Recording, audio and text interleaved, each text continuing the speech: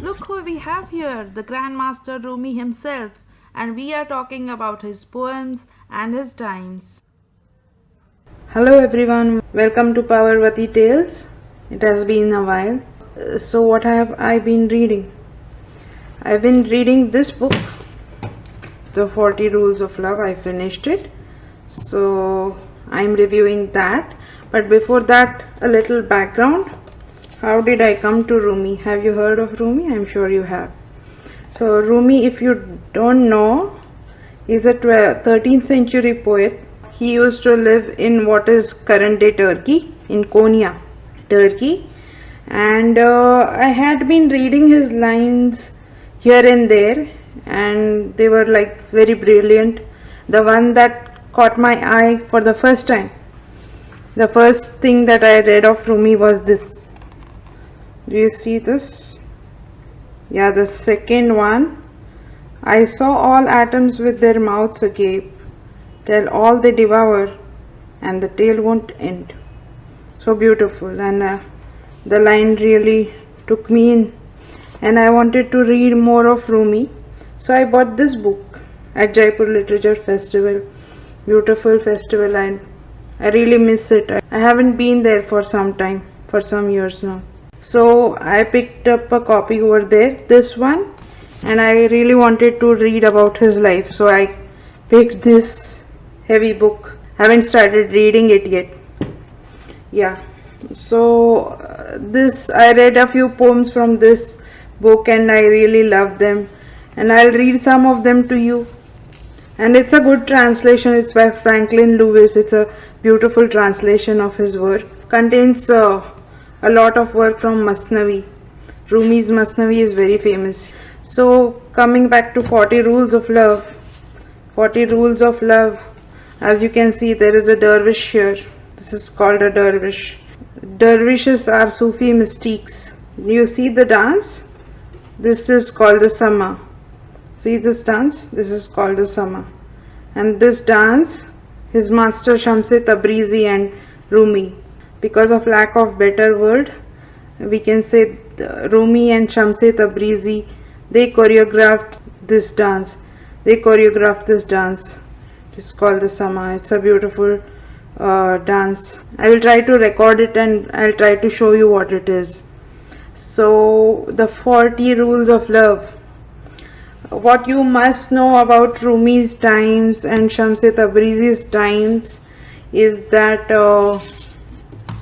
when they were living in Konya and Shamse Tabrizi was living in Tabriz, which is current day Iran. Okay, so during those times the Mongols from the east were attacking the Muslims, and from the west there were the Crusades. Very different time, but very similar to our times. So it was a tough time. It was very similar to our times, and that is why if you think what a 13th century person's book might teach us, you will know what it teaches us, because his times were so similar to our times. There was religious conflict everywhere. People were fighting for religion, and this is what the book explores. It is written by Elif Shafak. She is also from Turkey, but she lives in London. So the book is a beautiful read. It is very simple structure. So what this book is about? The structure is very simple. It starts with an Jewish American 40-year-old housewife called Ella, and she is planning to start her career again in her 40s. I will not tell you this entire story, don't worry, no spoilers. And she happens to read her first manuscript after all these years is by a new writer called Aziz Zahara, and the book's name is Sweet Blasphemies. And she is reading his book when she is very confused about the idea of love. She thinks she is very practical, and when she starts reading the book, she begins to question her long-standing beliefs The book progresses in the epistolary manner when she converses with Aziz Zara, and when Ella is reading the book within the book Sweet Blasphemy, the story of Rumi's times unfolds. I would definitely recommend this book. I am planning to read another of Elif Shafak's book, which is Bastard of Istanbul, which I might review next. So read this book if you can. Anywhere in the world, people will find a resonance with this book, and you can read. You don't have to. You can read Rumi's poem anywhere on the internet. They are available everywhere. The translations are very good mostly.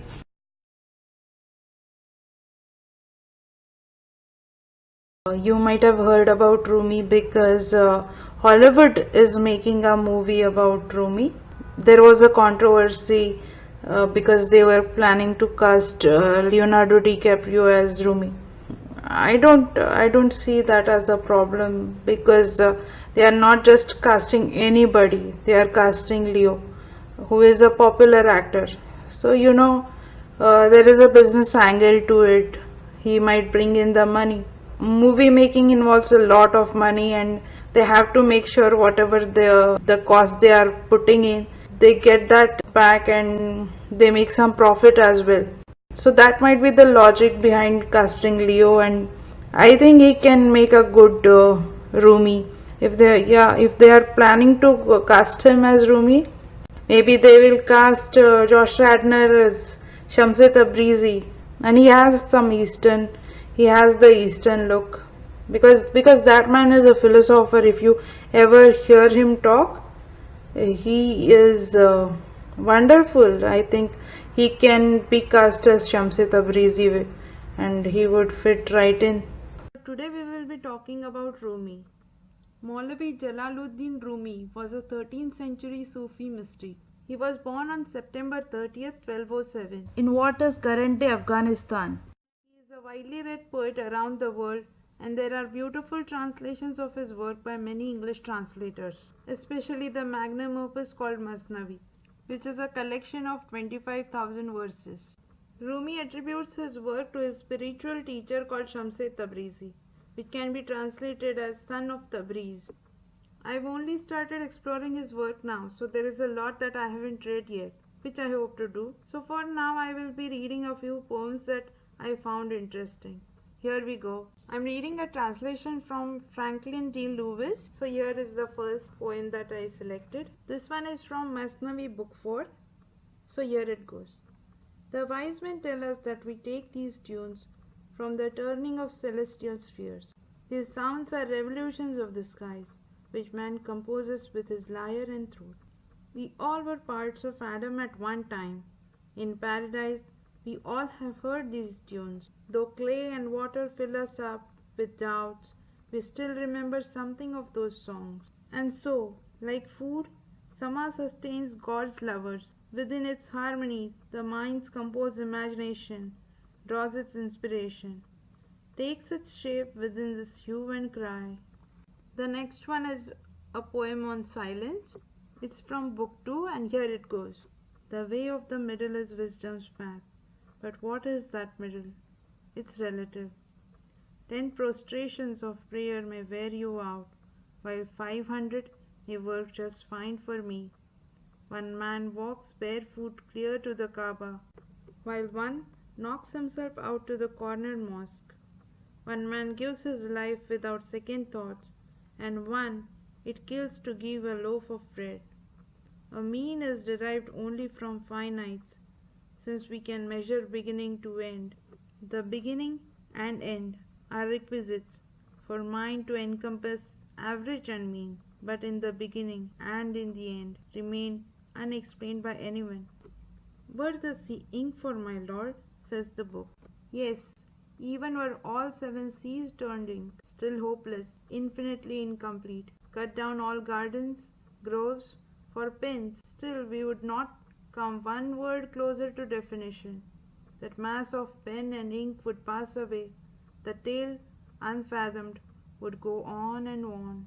And let's read one more poem from The Silence. Let's start. This house where the lute strings constantly strum.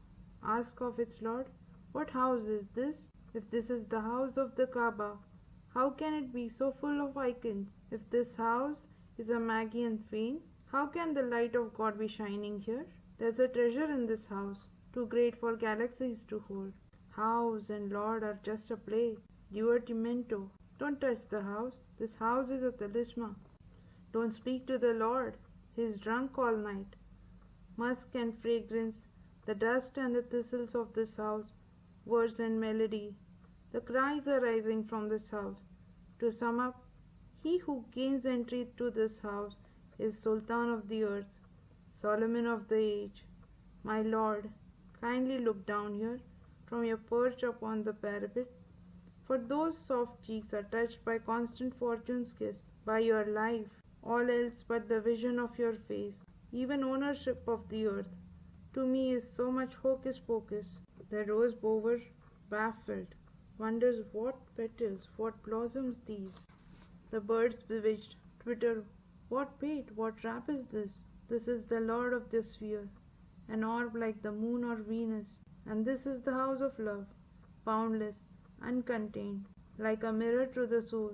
Your visage fills the heart, like the comb, tangles in your tress. In the presence of Joseph, there where the ladies cut their hands.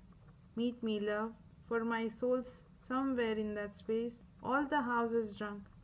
None knows what gives, nor minds who comes, who goes. Well, don't sit there on the doorstep. It's an omen that invites an ill. Come quickly in the house. He who stands at the thresholds darkens doorsteps. God's drunkards, though a multitude, are no more than one, while the passion drunk are dualist, Trinitarian, charge into the lion's thicket, unafraid of molding, for fearful thoughts are a sissy's plague. Love and mercy, and not molding, await you there. But standing outside the door, your suppositions bar you like a bolt. Don't set fire to this thicket. Be silent, heart. Hold your tongue, for your tongue is a lick of flame.